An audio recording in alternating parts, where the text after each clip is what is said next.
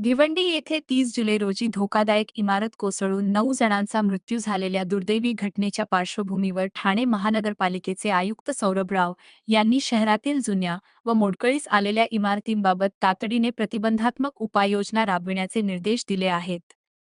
मुख्यमंत्री कार्यालयाकडून प्राप्त झालेल्या सूचनांनुसार तसेच शासनाच्या मार्गदर्शक तत्वांनुसार सर्व विभाग समितींनी आपल्या कार्यक्षेत्रातील जुन्या व धोकादायक इमारतींची पुन्हा सखोल पाहणी करून आवश्यक ती कारवाई करण्याचे आदेश देण्यात आले आहेत.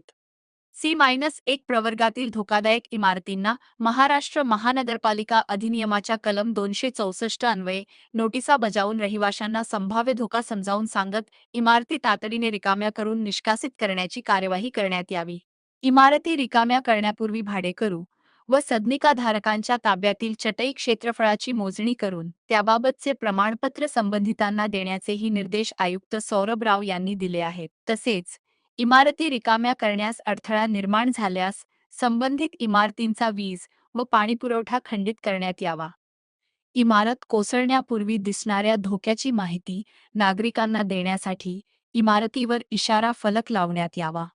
ज्या रहिवाशांकडे पर्यायी व्यवस्था उपलब्ध नसेल त्यांच्यासाठी महानगरपालिकेने निश्चित केलेल्या स्थलांतर शिबिरांमध्ये तात्पुरती निवास व्यवस्था उपलब्ध करून देण्यात यावी.